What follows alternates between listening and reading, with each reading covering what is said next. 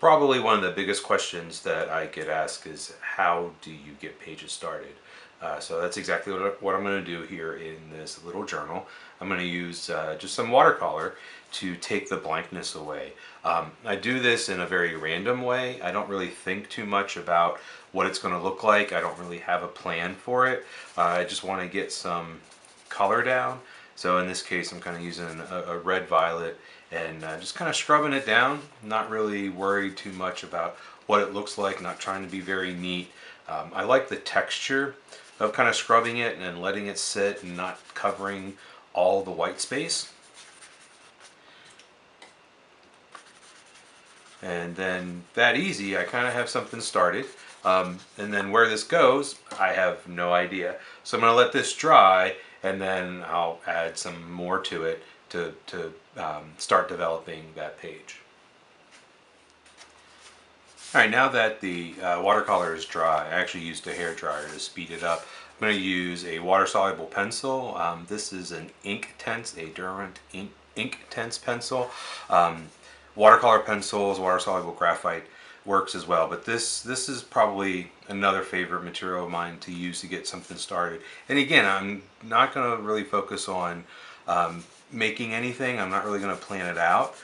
So I'm kind of using this fuchsia color. Well, I'm not kind of using it, I am using it. I'm using this fuchsia color because it relates to that red violet that I used earlier.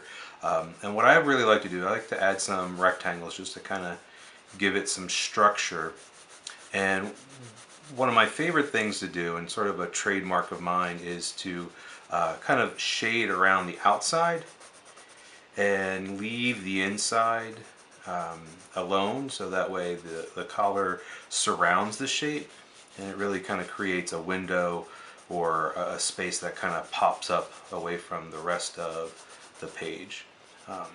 But yeah, I just kind of color that down. I'm really pressing hard, getting a lot of pigment, and then maybe I want to have a bigger one over here just to kind of help balance it out. Again, I'm just really pressing hard, shading it out, and I'm not worrying about being too neat about it because what I'm going to do is use water. I'm just going to use plain water in my brush, and I'm going to brush it over, and that's going to allow the pigment to spread.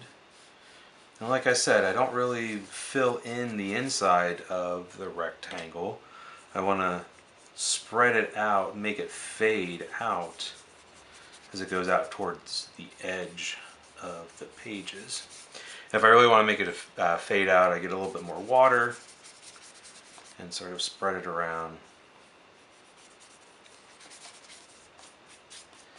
And these rectangles, like I said, are just going to give it a little bit of structure, but yet they're still kind of random.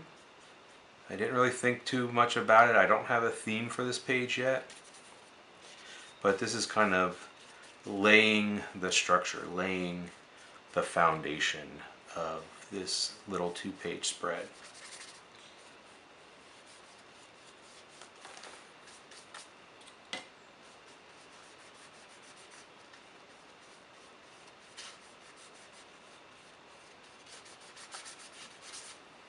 A little bit more water, spread it around. And like the watercolor paint, I'm not worrying too much about being very neat and tidy with it. I know that in the end, I'm going to be layering a lot more on top of it. But right there, that's a quick little start to this two-page spread, and it's ready for more.